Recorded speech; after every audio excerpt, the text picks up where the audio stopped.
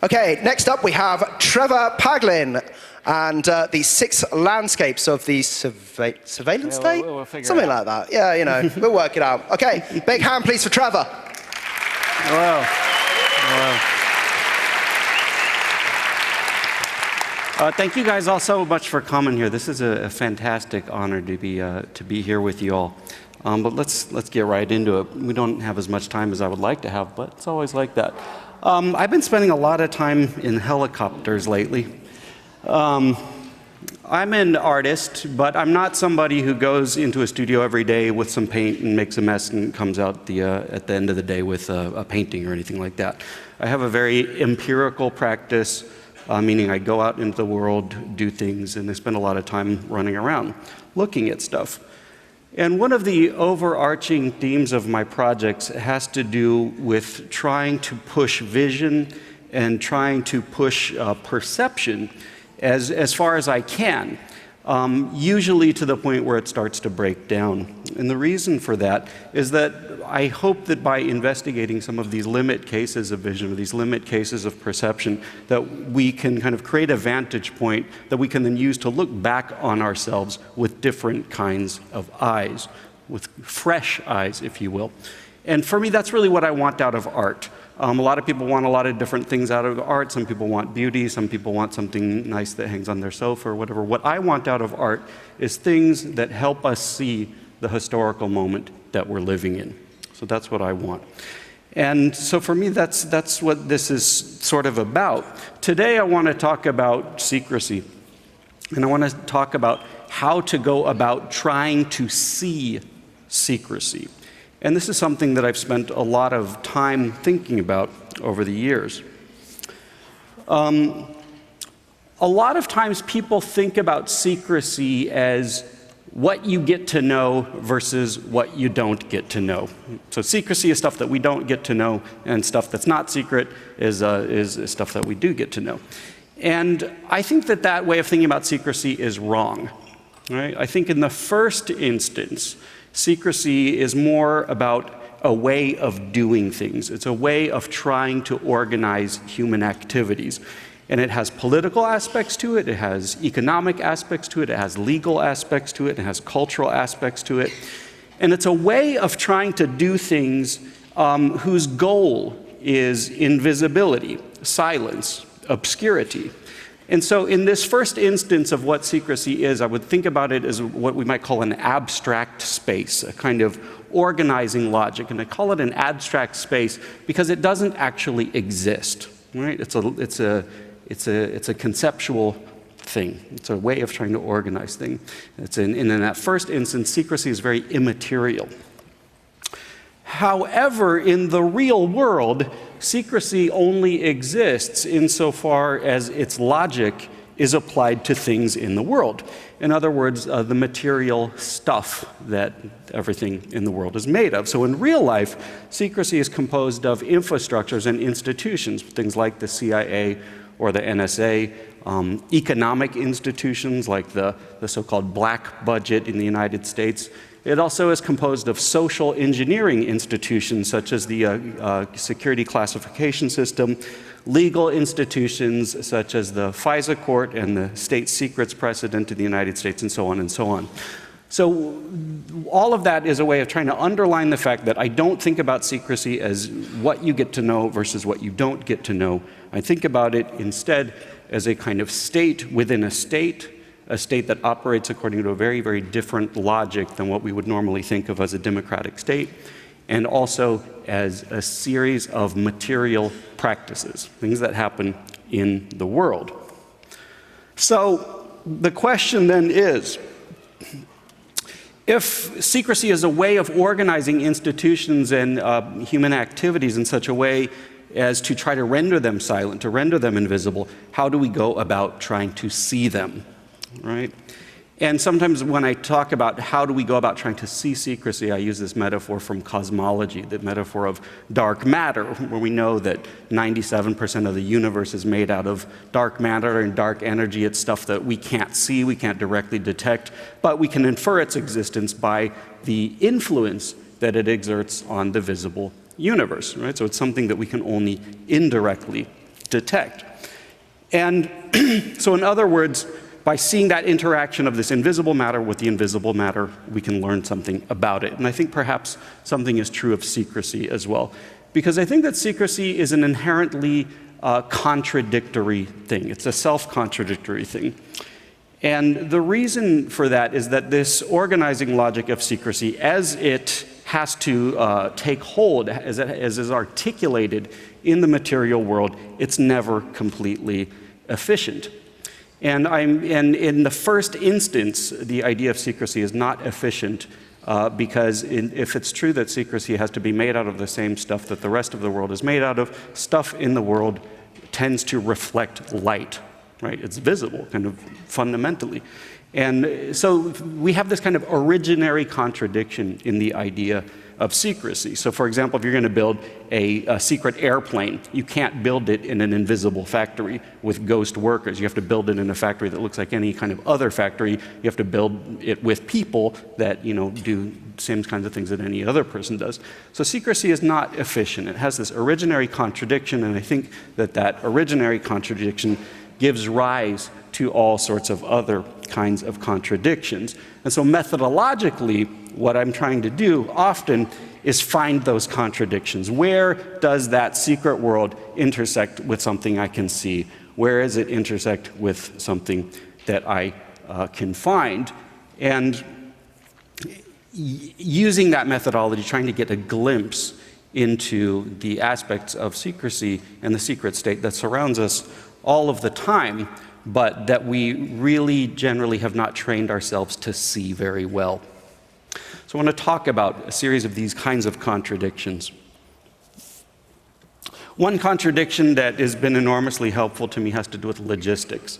Logistics is logistics. If you are going to, as the United States does, if you're going to operate, secret wars all over the world, and you're going to have, military bases in, nearly 200 countries and spying posts and spy satellites and this sort of thing, you need to have logistical infrastructures to support that, to, ferry people around, move things around, that sort of thing. A crucial part of any logistical infrastructure tends to involve airplanes, just because you have to fly people around, documents around, and so on and so forth. And so a number of years ago, this is something that I picked on up quite a lot. I was very interested in the CIA's extraordinary rendition program. This is their kidnapping and torture program that they're running all over the world. And one of the theories that, this is a guy who I spent some time working with on this stuff.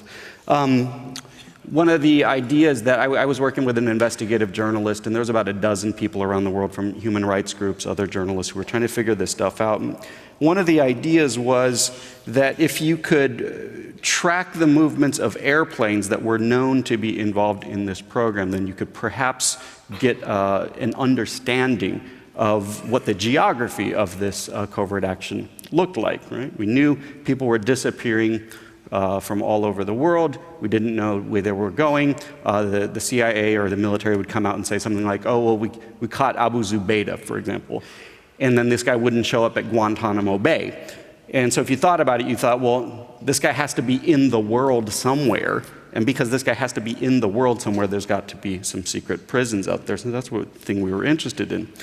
Now, the other kind of classic way that you organize logistics, if you're the Central Intelligence Agency or certain parts of the military, is that you create front companies. You create fake companies to do your logistics for you. And this is a very, very good idea for several reasons. First of all, it's a good idea because it keeps your name off of things. Right? So you can create a fake company that's doing stuff around the world. It doesn't ever say CIA or NSA or whatever it is anywhere in the paperwork that you have to file. So it's a very, very good idea in that sense. It's a very good idea in a second sense as well, which is that there is much more freedom of movement afforded to civilians than there is to the world's military. So for example, if you want to charter an airplane tomorrow and fly to Karachi, Pakistan, that's absolutely no problem. You have to pay overflight fees and some landing fees, but it's no big deal. If you're the military tomorrow and you fly a bunch of planes into Karachi, you just started a war. So creating fake companies is a great idea for freedom of movement as well. The problem is with creating fake companies is that you have to file all the same kinds of paperwork that any other company in the world has to file. And the aviation industry is a highly regulated industry. You generate an enormous paper trail. And so the theory was, if we can identify what airplane companies we think are involved in this program, we might be able to track them somehow and learn something about the geography of this program. So we're thinking about what are all the things that I would want to be able to do if I was a front company working for the CIA flying all over the world. And one of the things that we thought of was, well, what I'd want to be able to do is land at military air bases anywhere I wanted in the world. I want to be able to refuel at military air bases. And so we had the idea of writing to the military and asking, hey, can you give us a list of all the civilian companies who have clearances to land at military airfields and what clearances that what airfields they have clearances to land at. So you get this document right here. This is an older version of something called the CALP.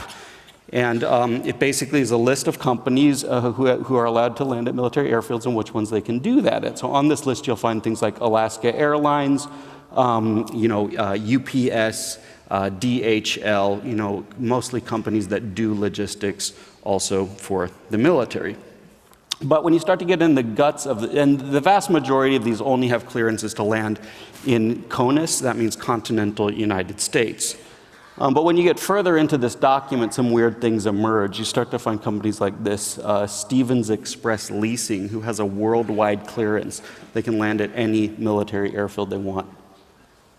Richmore Aviation, we're going to come back to these guys. Rapid Air Trans, all of these have worldwide clearances, these very strange companies. Path Corporation, Premier Executive Transport Services. Anyway, there's varying degrees of what goes on with these companies. Richmore Aviation has some actual places. I got real interested in this company though here, Premier Executive Transport Services, who I pulled the paperwork from the FAA on file, and it turns out they have an address. Premier Executive Transport Services, 339 Washington Street, Suite 202, Dedham, Massachusetts. In this building right here, they're located on the second floor. The sign outside says Hill and Plakius Attorneys. These are a couple of divorce lawyers outside of Boston.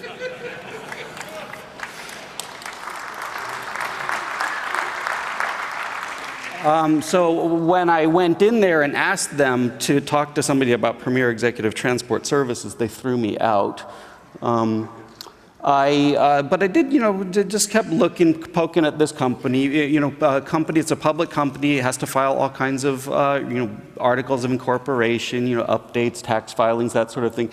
I got real interested in people who were on the boards and the staff of these companies. Started collecting their signatures, finding people like Colleen Bornt, Brian Dice, James Kershaw, Tyler Edward Tate. This is my all-time favorite. If you haven't figured this out yet, Tyler Edward Tate's not a real person. Tyler Edward Tate has a birthday in the 1950s, but a social security number issued in the 1990s, has no credit rating, never got a loan from a bank, never got a driver's license, never got married, doesn't really have any of the electronic trail that each of us generate really every few seconds in our lives. Tyler Edward Tate's only address was a P.O. box at this post office outside the airport in Washington, D.C., box 221943. So I did a reverse record search on the P.O. box and hundreds of names show up.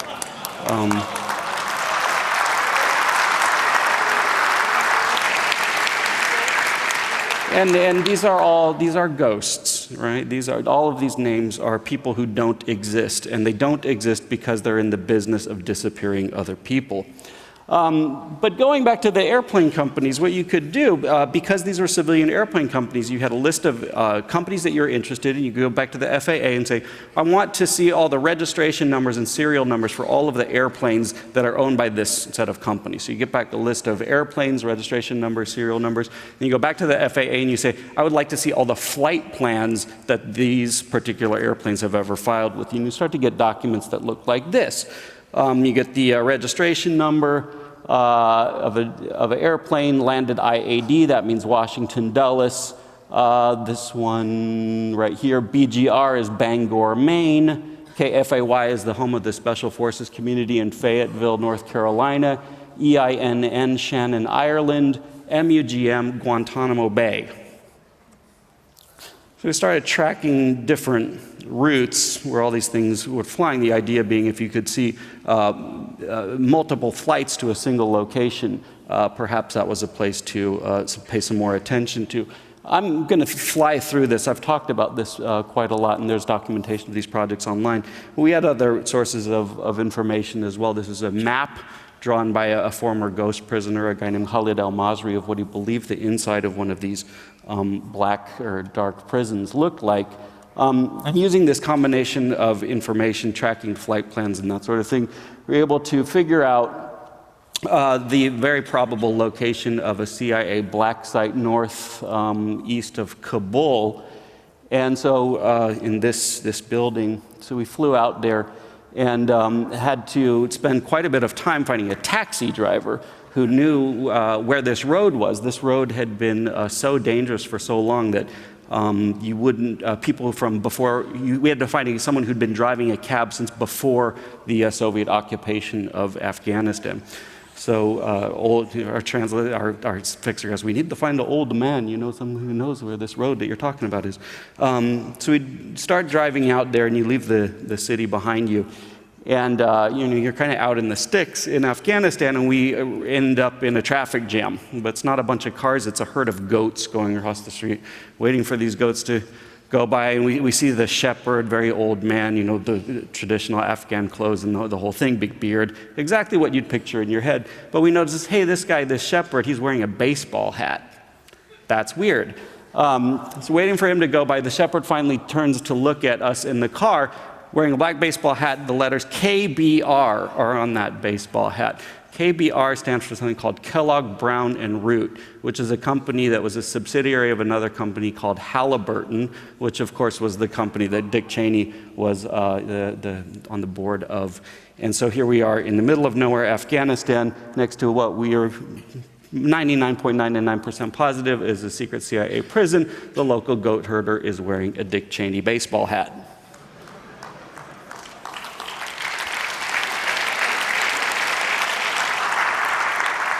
This is another black site also in Kabul. Now, but I'm really interested in these front companies, and because what I'm interested in is I want to understand what does the domestic architecture of a covert operation like this look like? What does it look like at home? What does it look like, you know, just we all imagine covert operations being secret prisons and gruesome scenes of torture and that sort of thing, and that's all true, but I wanted to understand what also facilitates that. What is the other kinds of architecture that enable that? And we got a huge glimpse into that a couple of years ago when two of these front companies, so these front companies are, they're sort of in this gray zone sometimes where they do real work and they're real businesses and they have, you know, cash flows and things like that. But they're also primarily doing work for the CIA. So what happened was two of these front companies got in a billing dispute over invoices, unpaid invoices for rendition flights. One of the companies was this company here, Richmore Aviation. The other company was a company called Sports Flight Airways, and this is a company that does organizes charter airplanes for sports teams and the CIA. I'm not making this up.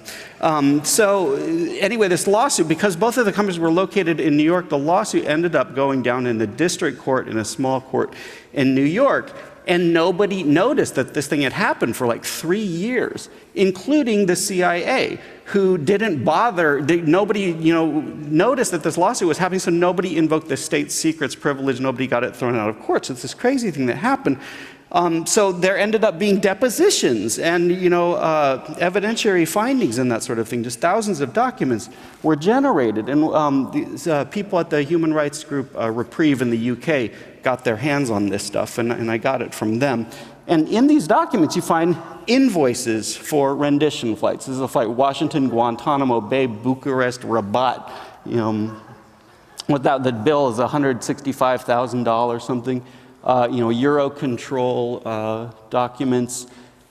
invoices for telephone calls that were made during the in-flight telephone calls that these guys were making back home to headquarters or whatever it was. These guys are trying to get reimbursed for these satellite phone bills. Depositions.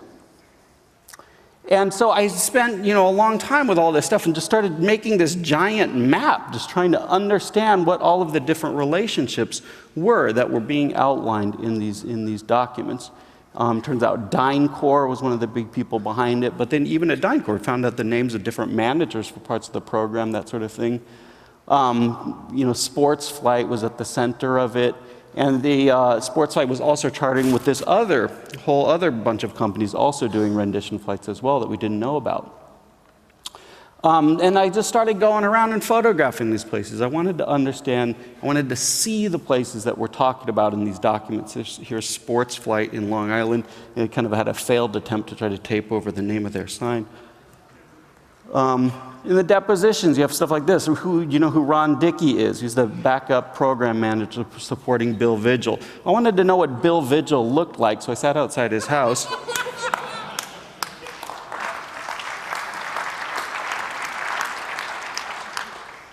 Here's Ron Dickey.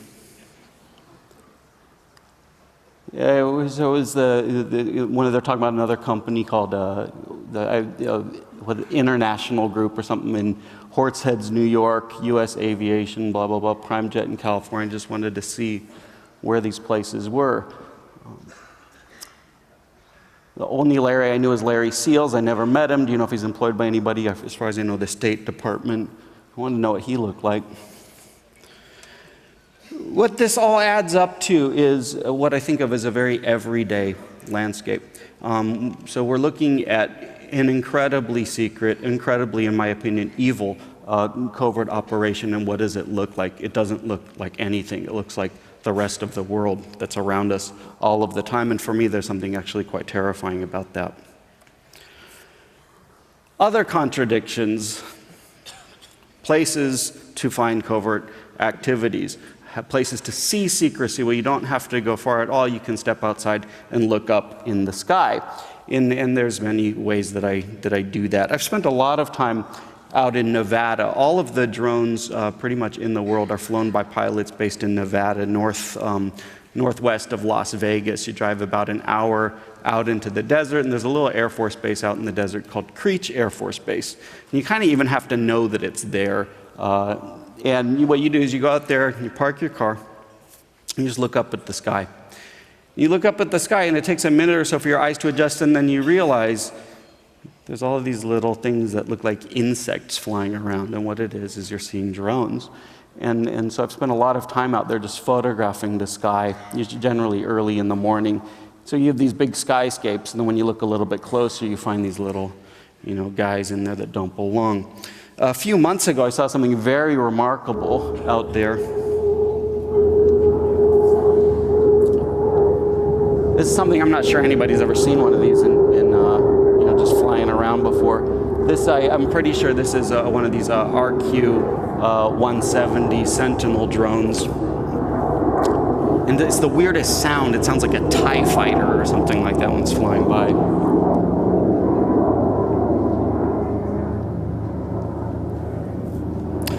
This, of course, was the drone that the Iranians managed to bring down a couple years ago.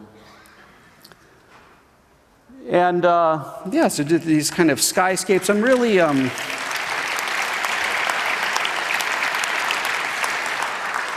but when I'm looking at this stuff, I'm not just looking to see like there's a drone. I'm trying to understand what does it kind of look like historically. And I'm thinking about what kind of images do these kinds of things perhaps rhyme with throughout the history of images. I spend way too much time thinking about Turner, and this is Turner's painting An Angel in the Sun from the mid-19th century. And I was trying to think about, well, what does that look like now? Perhaps it looks like the Reaper in the sun. And of course you can't see the Reaper in here because it's like really that big on a giant print. I also spent a lot of time looking at the night sky, and particularly what I'm looking for and what I'm doing is tracking satellites and tracking classified satellites, tracking objects in the sky that aren't there, as it were, for political reasons, for all the secret things in the sky. And it turns out, we're on this theme of contradictions, right? That secret stuff is made out of the same stuff that everything else in the world is made out of, and the same is true of some of the most, classified machines in the world, which are above our heads in the night sky. They all have to obey Kepler's laws of planetary motion. So if you put something in orbit around the Earth, and you can get a couple of good observations of it, you can very, very accurately model its orbit, and you can predict where it will be to a high degree of accuracy. And there's a group of amateur astronomers around the world, about a dozen guys who are really good at this, this is what they do every night. They go out with binoculars and telescopes and that sort of thing and measure the locations of reconnaissance spacecraft. And so you get numbers like this. This is called a TLE, or a two-line element. It's a series of numbers that describe the orbit of a spacecraft. And you can go and, there's various software applications where you can kind of plug your TLE file into basically a sky chart, and you can predict where something will be in the sky. Once you predict where it will be in the sky, you can go out and try to photograph these things. Now, this is a lot easier said than done. You're trying to photograph a little tiny point of light. This is a photograph of a system that, thanks to Ed Snowden, we know is called a Keyhole Enhanced Crystal System. This is basically like an evil twin of the Hubble Space Telescope that's pointed down at Earth. And there's a whole bunch of these things. And what you're seeing here, that line in the middle of the image, is the spacecraft moving through the frame over the course of a long exposure. And the reason this is so orange is that you're seeing, this is shot from the city, so you're seeing the street lights and noise pollution bouncing off low clouds. You see strange things in the sky. This is an image of a spacecraft called Pan that was launched a few years ago, P-A-N. And it was launched into a geostationary orbit. It's an orbit that looks like this, very, very far away, so it basically orbits around the Earth at the same rate that the Earth itself is rotating. And Pan was very, very strange for a couple of reasons. Right here, it's this little dot, obviously. I had to actually fly to South Africa to take this picture because Pan's over the Indian Ocean. But Pan, so normally there's all kinds of spy satellites and classified launches that are happening. And in every single case, a classified launch will either have a military launch number or what's called a National Reconnaissance Office launch number. So the military will always announce when they're launching when they're going to launch a rocket, because they don't want to think the Russians that they're starting a next World War or something like that. So they say, we're launching a rocket, here's the NROL number, it's going to be around this day and around this time. This thing called Pan, P-A-N, shows up on the launch manifest, and it shows up as a classified payload, but does not have an NRO launch number and does not have a military launch number. So what the hell is this thing?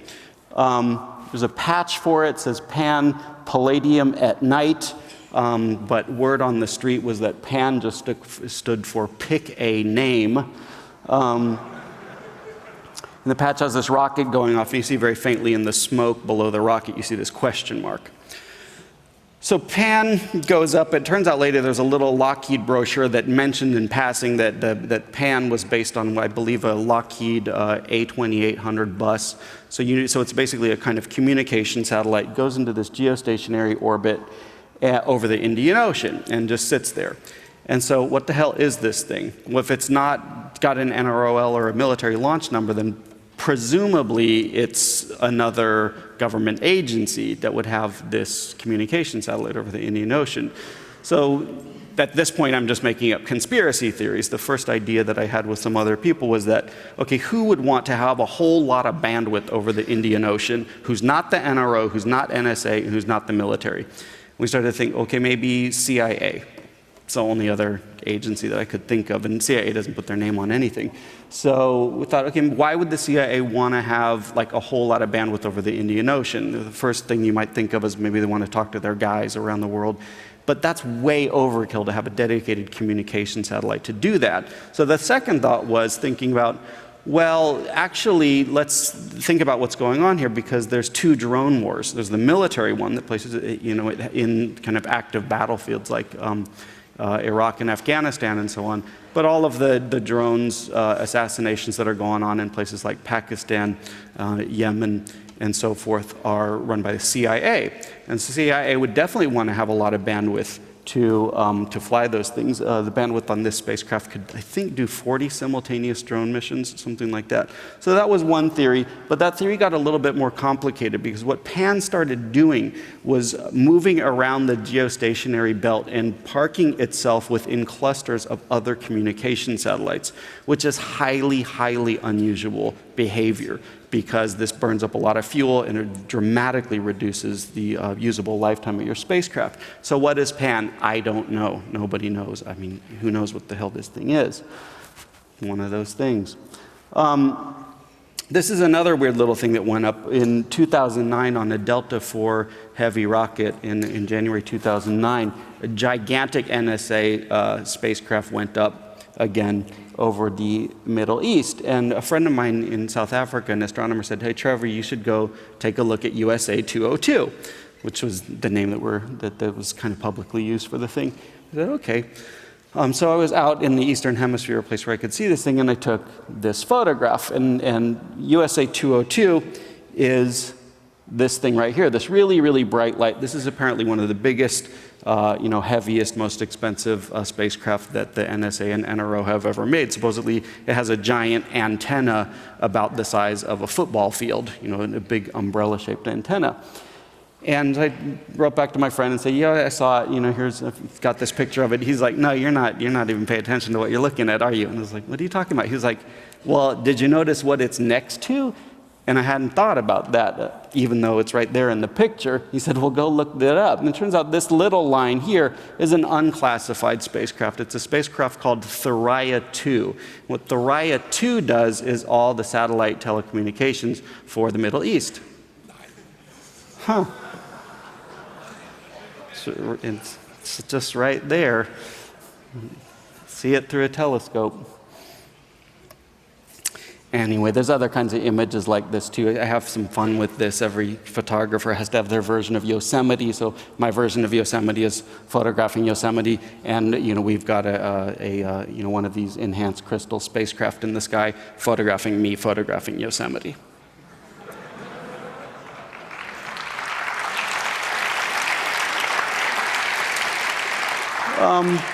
Yeah, as we know from looking at all the Snowden documents, but we knew this already, that secret societies are obsessed with symbols. This has always been the case, going back to old Roman mystery religions where they had these elaborate symbolic languages that were sort of kind of elliptically kind of trying to describe the secrets that these secret societies held. Well, the same turns out to be true for parts of the military and the intelligence community as well. And you often find that in the form of patches that people wear on their uniforms. And it turns out that there's all these black projects in the military and intelligence community, and they make uniform patches for them.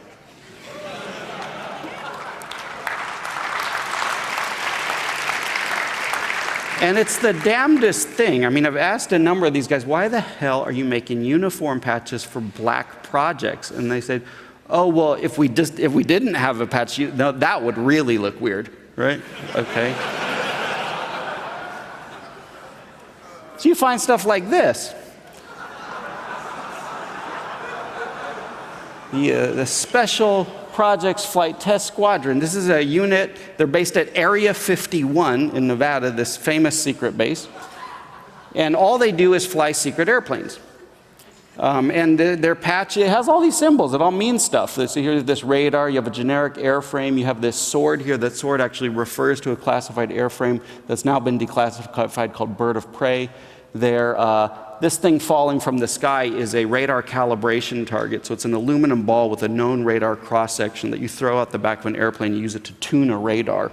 Their mascot is this wizard with a staff. The lightning bolt, in the kind of visual language of this stuff, usually represents electronic warfare. He's holding this sigma symbol, which when you're doing the engineering equations to design stealth aircraft, this is like the unknown kind of ideal radar cross section. This is like the goal of invisibility. And then right here, you have a collection of 5 stars and 1 off to the side. 5, 1. These guys work at the famous Area 51 secret base. Now, based on our, like looking at these kind of questions of logistics, you realize that, there's a huge amount of infrastructure that has to go into something like the Special Projects Flight Test Squadron. If you want to have secret airplanes and secret test pilots in a secret airbase, then you need to have things like secret air traffic controllers. You need to have things like secret maintenance crews. Down to the point where you need to have secret cafeteria people and secret janitor people and secret doctors, flight surgeons and so on, and secret data entry people and so on, the whole thing. If you're going to fly secret airplanes, you need to refuel them, right? And typically in the Air Force, the way that you refuel a plane is with what's called a tanker squadron. So you have a flying tanker, and your airplane comes up and gets the gas off the tanker, flies away. So if you're going to fly secret airplanes, you need a secret tanker squadron. Now, the secret tanker squadron's mascot is this phantom guy. The thing he's holding in his hand is a tanker boom, so it's like the boom that you lower down into an airplane to refuel it. And then here at the bottom we have this. It says NKAWTG ... nobody. Now, NKAWTG is something it turns out you find on all the patches for all the tanker squadrons in the entire Air Force. It stands for no one kicks ass without tanker gas.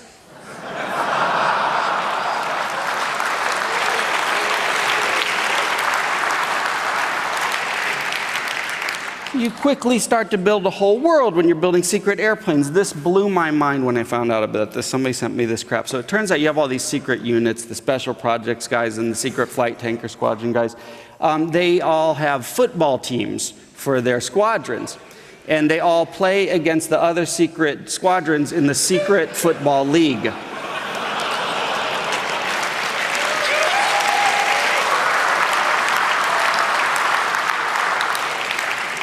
So I got my hands on this good thing right here, and this is the ring for the football team for the Red Hats, right? And the Red Hats is another secret unit, also flying out of Area 51. You got your 5 stars and 1, and their motto is more with less, and their mascot is a bear climbing over the world wearing a red hat. If you can guess what these guys do, you're really good, but I'll tell you what they do is they fly a small squadron of stolen Soviet and Russian MiGs, right? And their motto is more with less, because they only have a few of these MiGs that they fly. Now, I knew all these symbols. I knew a lot about the Red Hats. I'd talked to guys who'd been in that squadron. The guy who sent me this class ring, I wrote back to him. I said, I know what all these symbols mean, but there's something I don't understand right here, BHAS. I've never seen that before. Can you tell me what that is? And he said, oh, yeah, I'll tell you. Blue hats ain't shit. Rapid Capabilities Office. They got their little black world in the background of their patch. These guys are in charge of, I don't know if you heard about this, the X-37B space plane. So this is, the Air Force has their own little drone version of a space shuttle that's secret, that's flying around right now. It's a kind of a reusable vehicle. I think it's on its 3rd mission right now that's been lasting forever. Here's a photograph of it in the sky. The flight crews for the X-37B, their secret drone space shuttle, this is their patch.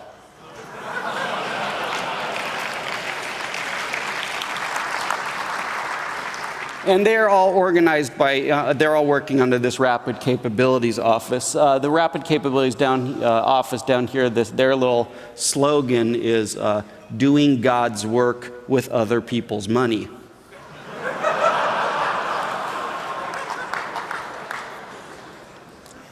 You know, there's a lot of times you can learn operational details about programs based on these patches. I mentioned that before. This is an older patch for an old constellation of spacecraft called Onyx. It turns out the orbital inclinations on this patch are accurate. So So you could find out what where this constellation of secret spacecraft was, and you could find out what they do. The patch says, "We own the night," and it has this picture of owl eyes or cat eyes, so this theme of seeing at night. This is an imaging orbit, so you'll only be in this orbit if you're taking pictures. How are you going to take pictures at night? Well, you do it with something called a synthetic aperture radar. And yeah, so here's a picture of that thing. I published this stuff. The NRO, there was a memo saying, hey guys, stop putting operational details of the classified spacecraft into the patches. You guys are on to us. So the NRO started having to make patches that look like this.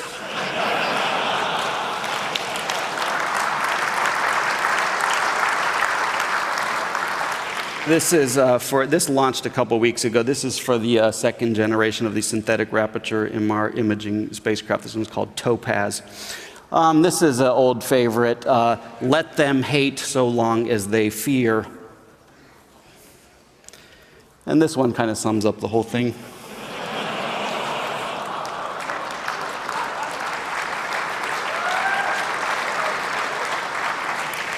This is for one of these spy satellites that suck up, one of these NSA things. Classic in the genre. Don't ask, none of your fucking business.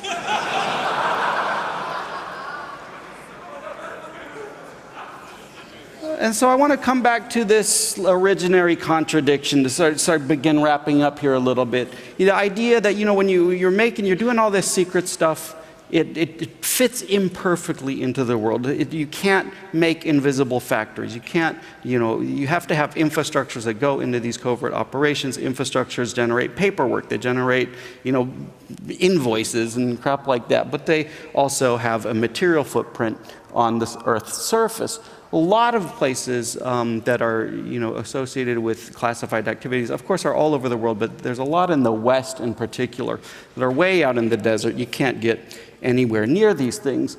Many times they'll have buffer zones of 30, 40, 50, 60 miles around them. So there's literally no place that you can stand on public land and see them with your eyes in many cases. So what I started doing was, quite literally using tools designed for astronomy and astrophotography and trying to use them for terrestrial photography, asking myself, what if I buy a telescope that's designed to take a picture of the planet Jupiter and try to take a picture of a military base, 40 miles away or so, what happens?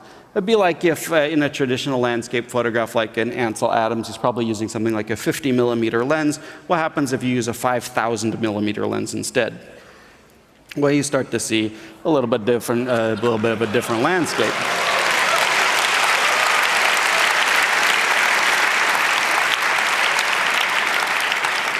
And these are what some of these images look like. This is, the Area 51 that's come up a couple of times here. This is the big data center that the NSA is finishing up in Utah that keeps blowing up. But this is what this thing is.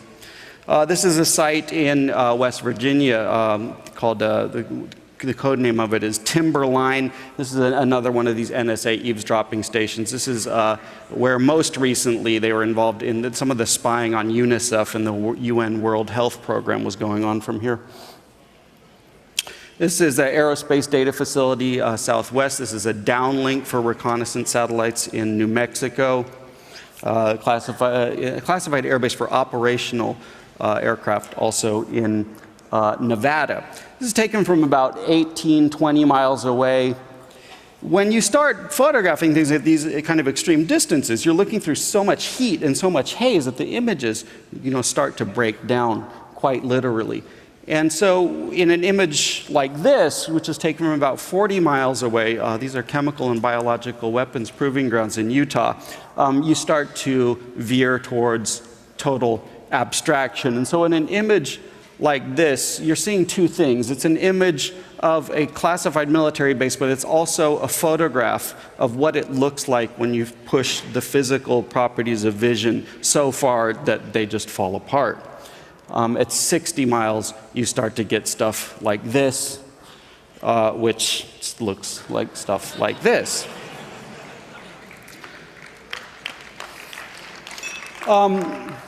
So just to kind of conclude a couple of thoughts. The world is constantly changing. And I feel like our job, or my job as an artist, is try to see how it's constantly changing. And one of the things I've been thinking a lot about are images like this. Earlier today, Travis Godspeed mentioned in passing that there was a couple of years ago, there was groups of guys who were pulling video links from drone flights around the world off of, on open satellite channels, off just regular communication satellites. I got my hands on some of this stuff and made a little film out of it. There's weird stuff that shows up in these feeds. Like one of the recurring themes is this clock. No idea why, but guys who look at these feeds, apparently it shows up from time to time. But I think this kind of thing is indicative of a larger thing that is happening within the world of images and within the visible world itself. And I think that images are perhaps fundamentally changing right now. Traditionally, when we think about images, the way that images have functioned historically they functioned as representations. So an image, it represents something, in the world. But more and more, I think if we haven't reached that point yet, then we're quickly approaching the point where the vast majority of images and photographs made in the world will be made by machines for other machines, and humans will never see them. Although those images will do an extraordinary amount of work in actively sculpting the world. And so we're moving away from this regime of images just being representational and moving towards a kind of operational regime of images. And that's something that I'm trying to think about quite a lot. I'll leave you with a final note, which a lot of times the first question that everybody's going to ask me, I'm going to preempt that by saying, people ask me, do I get hassled by law enforcement, intelligence agencies, and that sort of thing. I don't like talking about that, and I don't like talking about that because I fundamentally think that these are civic institutions, right? I don't think that these guys who make patches who say let them hate as long as they fear, I don't think they get to win, right? And I don't think that we should have an attitude towards these agencies. I don't think we should live in fear of them.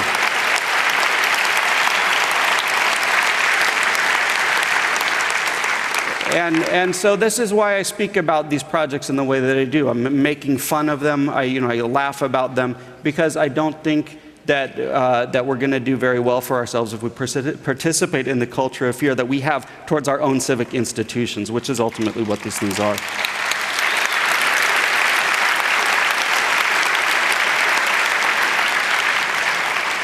And I'll take any questions if anybody's got something.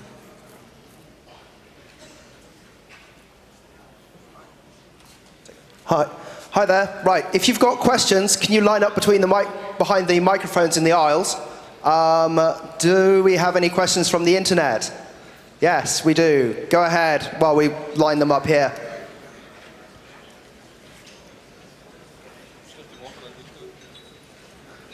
We'll take a question from the internet. Okay, there are two questions from the internet. First one is, do you know anything about underground bases? Do I know anything about underground bases? Sure, there's underground bases. There's underground bases at places like the Blue Cube, at places like NSA, sure. But if you're talking about underground bases that are deep in the desert, in the bottom of a mountain, there's places like NORAD, of course, but I don't think that there's big underground bases that have no footprint that we don't know about. Again, the logistics are just insane to think about. Trevor, we're going to have to call it. That's fine. Unfortunately, everything's starting to get a bit full and we are over time. So if you've got any questions for Trevor, Trevor will be down in the lounge? I don't know, at the bar, wherever. In the bar? Yeah. You can stalk Trevor in the bar, surveil him.